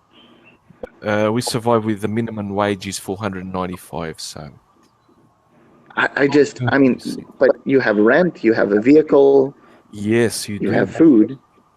Yes. How do you survive? You survive. You don't have luxuries like steak or fresh vegetables. You have chemical food and shit. You have a little garden, maybe. If you're lucky to live in where you can have a little garden. Gotcha. Okay. That's just Gee. wow. I mean, Yeah. even here, okay, in Vietnam, for example, you can have quite a nice life for about $500 a month. That would work out to the local equivalent of 11.5 million Vietnamese dong per month. As a teacher at my last job, I made about $2,300 a month. Plus, I also worked as a staff writer for a newspaper, so I was on salary there. I made basically as much in my part-time hobby writing as a staff for this magazine that the average Vietnamese laborer makes. And that was beer money for me. Yeah. Don't get me wrong. In Portugal, extremely well on a couple, even with kids and that, on an average of €1,700 a month. Good Lord. That, I mean, literally, I know people in Europe who spend that much per week as single individuals, and they're not doing like super well. You know? I know. Yeah. The cost of living. What's most expensive here? Cars, petrol or gasoline, petrol, diesel. Some luxury goods. Electricity is a bit expensive. Internet is not too bad. It's middle of the range. Road tolls are fucking outrageous. That's why everyone doesn't take them. They try to go through the secondary roads and shit. But food is not bad. It's quite cheap. Well, that's good. These are quite cheap as well. What else? Basic necessities are okay. You can live not luxury. You can still go to the cafe and have a coffee. A coffee here is what? Between 60 euro cents and €1 per espresso. Sorry, Who I just left? realized we brutally hijacked the Oh, stream Raven. with our talk of cost of living, economics, Carlos. I mean, it's No, just, we're just showing that we're just comparing what Cheska yeah. is. An example. I'm giving you examples. Vietnam. I know how Vietnam is because I also follow a few more, especially motor vloggers from motorbikes. So yeah, you can do well. My cousins in Australia, I have cousins there. The cost of living there is outrageous. Yeah. Yep. You do earn a lot, but you also spend all of it basically. Oh, sure. I mean, you might go out for McDonald's and spend 20 Australian dollars for one person. Yeah, exactly. And Well, no, what is it? McDonald's are basically. I've seen the prices all over the world. Then there's not that great a difference. It's just the size. Yeah, They were telling me, Big Mac, the patties are fucking tiny they are. compared to here, which are still slightly bigger. The quarter pounder there would be Oh, 1/5 of a gram. where did Well, here they are still a quarter pounder. where did Axel go? I don't know. I think he dropped out. Hope he comes back. Odd. Oh, just not loading. He had problems loading. We'll ask Mama to join. Yeah. Want to join, Mama? If you want to come on. Yeah, I'll send her the link. This time it'll be faster. I know where she is at. I have a hard So, time reaching Beast Mama. I never know where to get her. Mines. I have her on Mines. Beast Mama has a Minds account? I didn't even know. Yeah. I think she, yeah, she does. I think it was the last time I sent her. Sorry, Carlos, I gotta take like 5 minutes to do some work stuff that just came up. I know it's No 6:15 worries, in the morning, but my new job never sleeps. I'll be here typing, but I'll be back in the stream in like 5 minutes. Here we go, found her. My internet's a bit slow. So it's only us two. I'll try and get Base Mama on. I'll always love to talk to her.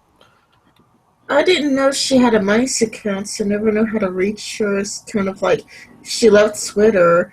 There we go. Found it. Now, how do I send her a message that no one else can? Jeez. I need to really get better onto Mines because Mines looks interesting. There we go. Found her. Now, I'll send her the link through Mines. If you're listening, Base Mama.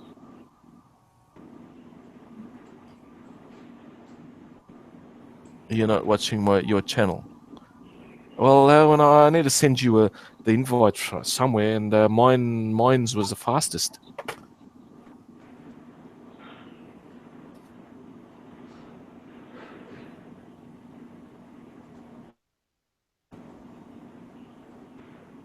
Yeah. Yeah, we were talking about all these entitled children because their minds are not fully developed adults yet. They're 5-year-olds, and they are so entitled that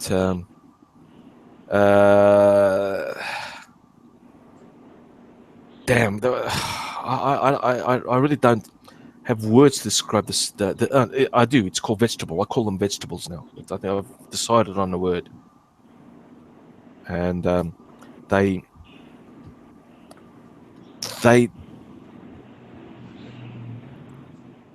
getting a backlash. I saw a video today. Who was it that posted it that showed that Milo has sort of predicted that there is it was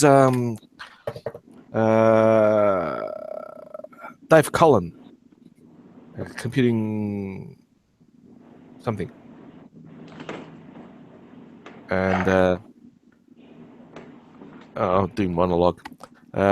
Computing forever has showed that in the last bit that there is a swing back, that SJW Marxism has reached its peak, and that these new kids, 17-year-olds and down, are so conservative. Shit, I'm afraid they're going to the extreme right if they continue.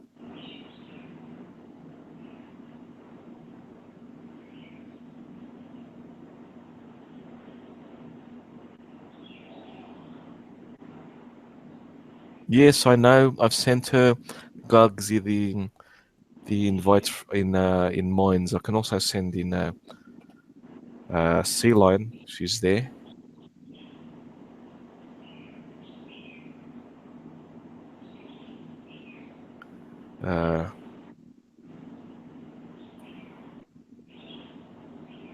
Find her.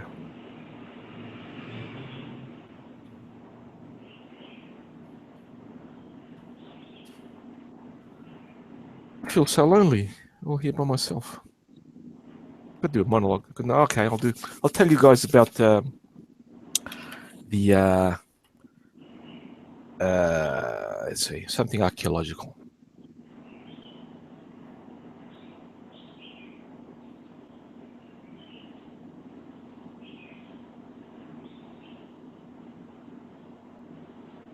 Where are we in?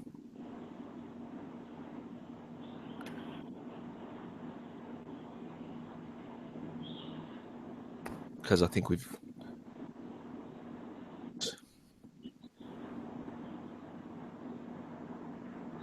Oh, good. I'll wait for Mama then.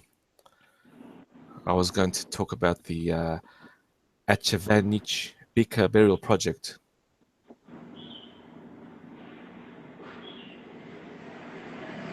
You guys want to hear? Say yes in press 1 in the chat. No.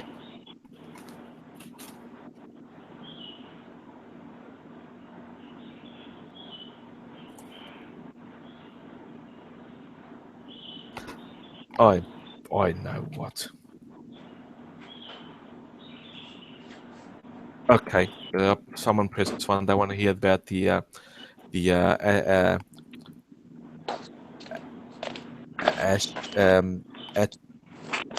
Achevanich burial Bika project. I'll share the screen. Oops. This one.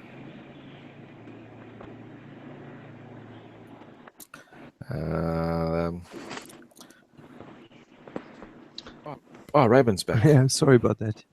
No, I was going to talk about archaeology. One of the bad properties of the mobile internet is that it turns off at midnight and you have to reconnect, so I had to restart my router. Sorry.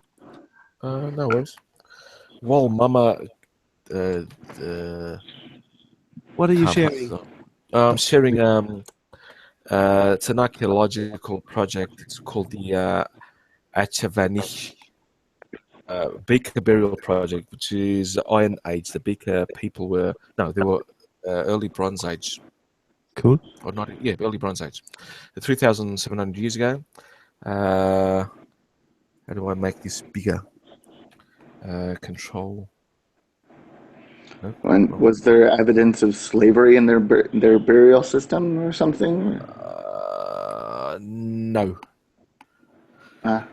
These were just basic farmers. The state wasn't yet developed. Middle Bronze Age in northern Scotland, so no, they were still tribalistic. They were tribes. They didn't get to the next stage of development, which was the state. But plenty of opportunities for enslavement in a tribal system, I think. Yes, but the evidence doesn't show it. If there's no evidence, the burials, we cannot assume it. In the hunter-gatherer groups I mentioned in the start of my dialogue, that there was some slave taking, especially in especially in Papua New Guinea, New Guinea and the Solomon Islands and some other those early, they had mixed agriculture and hunter-gatherer societies, and possibly in the Amazon as well, where raiding parties would raid the next village ahead on the other side of the valley or 2 valleys away, and get basically women, just women that they really wanted. There wasn't anything. It was a way to get mix the gene pool. I Right. think. Yeah. To ensure And, genetic diffusion exactly. and prevent inbreeding. Yeah, I mean, it got very formalized in some cases. The Viking culture actually did something similar. That's where the concept of a honeymoon originated. Oh, yes, That was yes, where you yes. raided, you went in, and a best man, you went in, you captured your wife, but it was sort of prearranged. Your best friend was the guy who was potentially going to marry her in your stead if you died in the raid, which could happen. Then you went to a secret location where you knocked her up. Yes, exactly. And the best man stood guard. I mean, that's a mishmash of different things. But, you know, that's... Anyway, this site is in Scotland, northern Scotland. It's Middle Bronze Age, 3,700 years ago.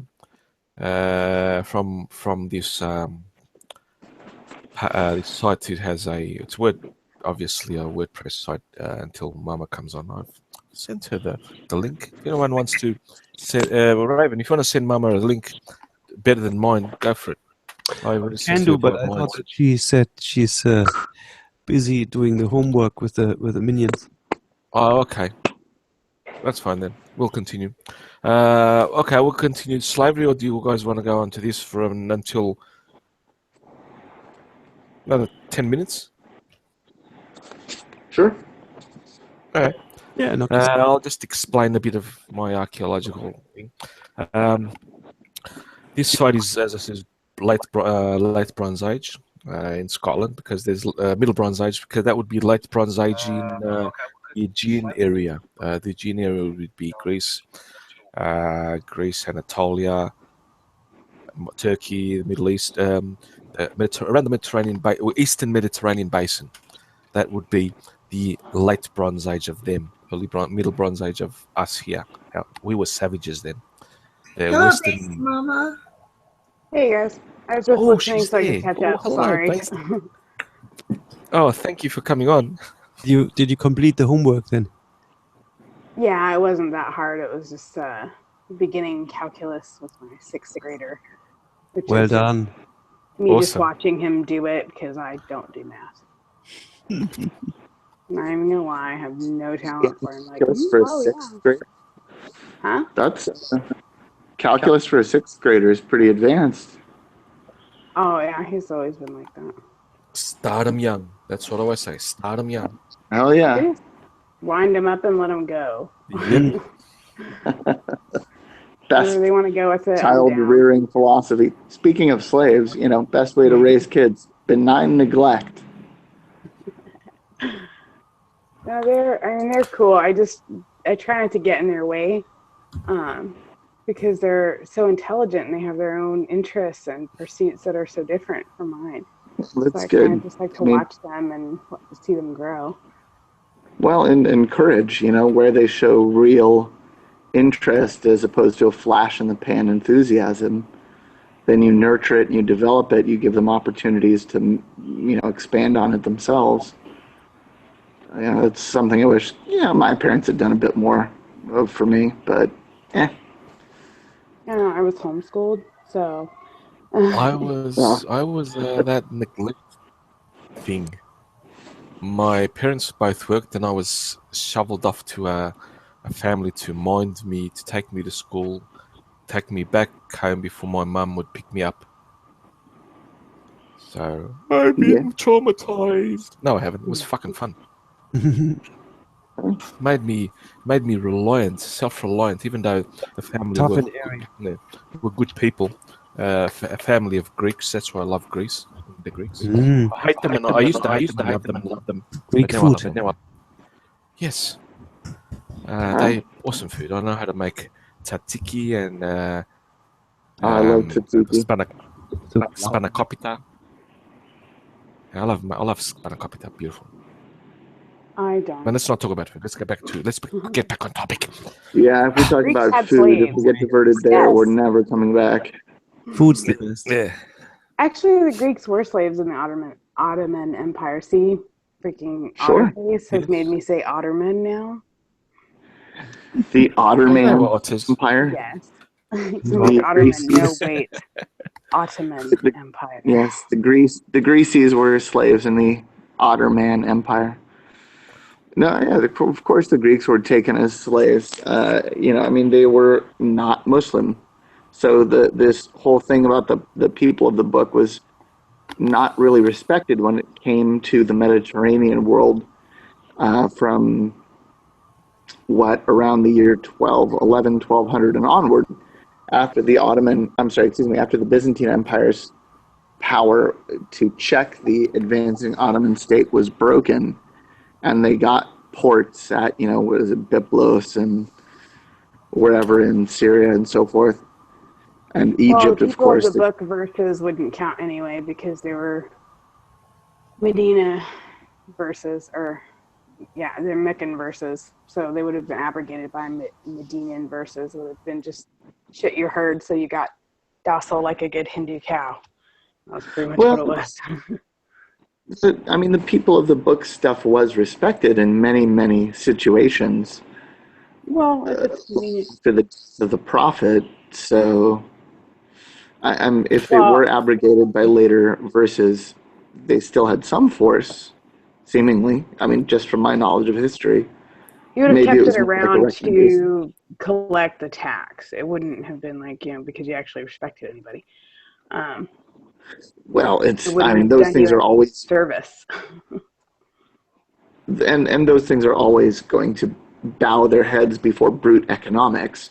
So if it makes more sense for a ruling power to take slaves, that power is going to fucking take slaves. And be damned to your religion, they'll find a way around it. They'll find holy men who know where the bread is buttered to go around it. It's just the way it is. But yeah. I'm interested in. I know that the barbarous slave trade. A lot of the raids were to get women slaves for the sex slave trade, and that. What did they do with men though? I have no idea. Castrate or kill. Or Not galley usually. slave. I mean, it kind of depended on what they were worth. Sure. Because I know there Prime were young man. slaves. And I read just before, a high-level Templar was kept as a galley slave, and on the other hand, there was also a top Ottoman general that was captured by the Christians, and he was also made into a galley slave. So it was reciprocal in both Tit for tat. cases. Yeah. Well, I had these it names. does more like a POW situation, which they wouldn't have been treated the same as a slave. It's like totally other set of rules. I mean, if they were saying, he was saying that they were put on the galleys, the higher ranking. Well, they would galley have been slave. worth more. They would have had more skills. They would have had more abilities and value. You would have wanted to keep them alive. You could have ransomed them. Well, yeah, but with someone like a Templar whose only purpose is to fight for God, their skills are exactly what make them dangerous. So, you chain them up on a galley, they don't have an opportunity to fashion a cunning, method of breaking out of there wherever and killing a bunch of people as they do. Because they're chained to a fucking galley. I mean, they're literally like the chain is put around their ankle, and it was, whatever. The blacksmith would heat the pin up and bend it over on the shackle, so you were never getting out. They had by then in that period they already had locks. Yeah, but okay. Yeah, so even so, in some cases they still did that. From what I've read, again, which is history and I admit a fair bit of historical fiction. There were descriptions, at least, of blacksmiths, like, eschewing locks in favor of bending over, a red hot pin in the ankle cuff as a sign of like you're never getting out. Seems a little impractical when having to make bathroom arrangements, but I'm not a slaver, so I don't know. From Wikipedia, it's worth what it's worth. The Battle of Lepanto in 1571, 12,000 Christian galley slaves were freed from the Ottoman Turks. Yeah, Lepanto was the huge Venetian victory, wasn't it? Yep. It was. Yeah, that was, I mean, that basically checked the Ottoman interests for a couple generations in that part of the Mediterranean. Huge victory. 1571? Yes, 1571. Yeah. I'm trying to find those two. I had it before, it showed everything, but the fucking Wikipedia is fucking shit. God damn it. It had the Huguenots who were galley slaves. It had, like I mentioned before, and sold by their Papist confreres sometime into Ottoman slavery as galley slaves. Yes. They were oarsmen. They had big boats then. Yeah, the French had galleys, but the French also maintained a fleet of 3-master and 2-master warships, but they would sell excess slaves to the Turk. Mm-hmm. Vincent de Paul was also a former galley slave in Tunis. Probably why he was so in the 1620s and 1630s. Probably why he was so fucking insane by the standards of the time on taking care of the poor. Yeah. Because he knew what it was like, And about it. Basically, let's wrap this up. Basically, slavery is not good. I don't think we can find anyone to argue against that. What I think is interesting is how we had this week, I saw on Twitter, a lot of people were arguing against this. I don't know if it must have been a woman or something. I hope someone can elucidate her name because I just fucking forgot it. And she was saying that slavery was just as it's just as bad as the men slavers because they had to take care of them, of the slaves and all that shit. Absolute shit. Which goes back to what Karen Strawn basically sort of elucidated in her interview with Dave Rubin. So I did not enjoy at all watching. I'm kind of dropping you. What was the argument made? On the Dave Rubin show? No, you were just talking about you said an argument about how. This argument's not new. I've seen it all year now. That the basically said that slaves weren't that badly treated and all that shit, and that the slave owners had obligations and if they were badly treated, it was basically just the slaves was an exception, not the rule, and that's total bullshit. There's no other word. It's just total bullshit because it was horrific being a slave. Even today, you just have to go to the poor cunts that are making the stadiums in Qatar. I'd say to those people that try to whitewash rationalize, apologize, and all that shit. Substitute those poor cunts in Qatar and see how long you last. About 2 years.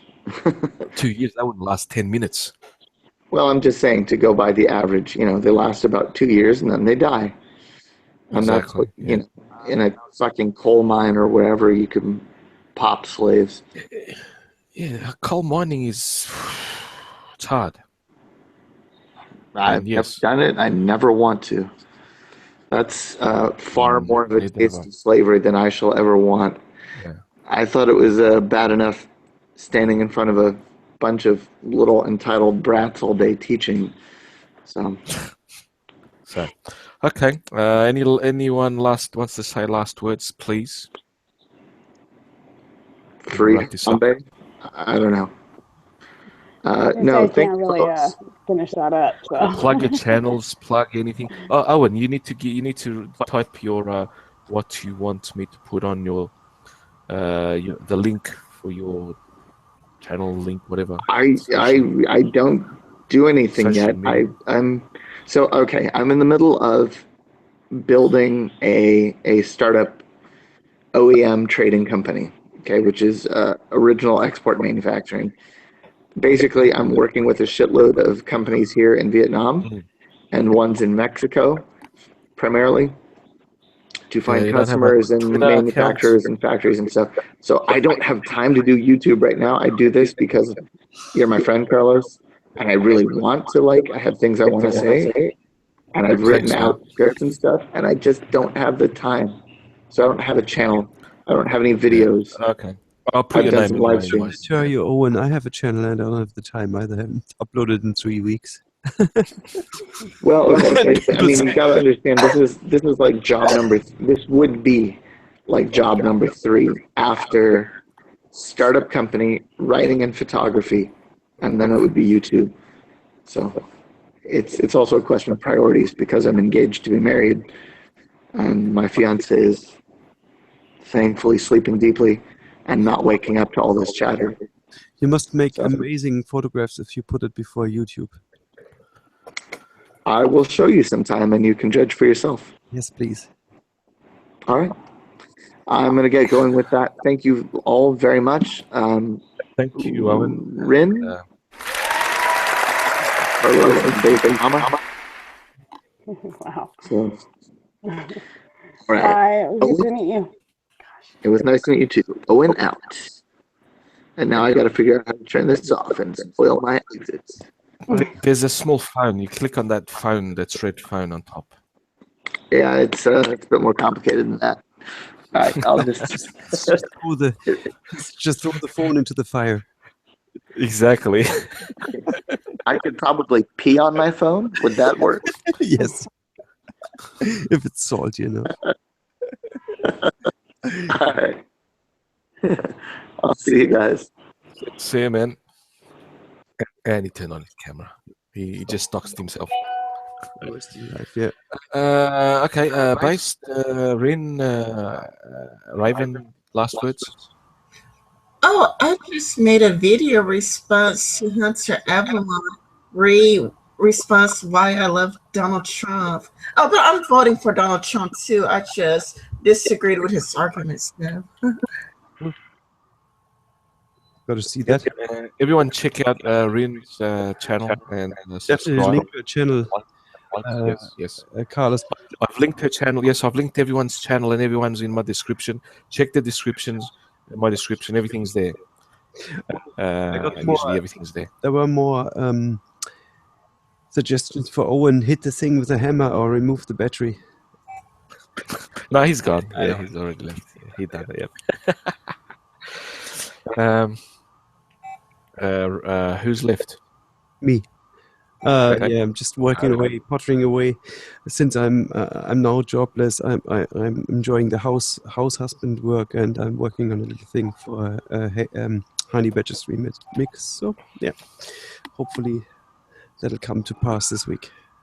No, shit. I shouldn't have talked badly about Karen. No, it wasn't about Karen. This was a Ren Circa, Mike, Allison. Why Karen? Why did you bring her up? Yeah, exactly. Forget Karen. And based, Honey, you'll be the last one to say hello. Well, goodbye, I meant. Oh, hello and goodbye. So everyone check out and subscribe and like the videos. These people make awesome videos, awesome content. And I just do this. And we'll leave you here. Good night, everyone. And I might change to. I'm thinking of moving my live stream to another day. I'll announce it beforehand. So for now, it's on the Tuesdays at this time. So good night, everyone. Bye bye.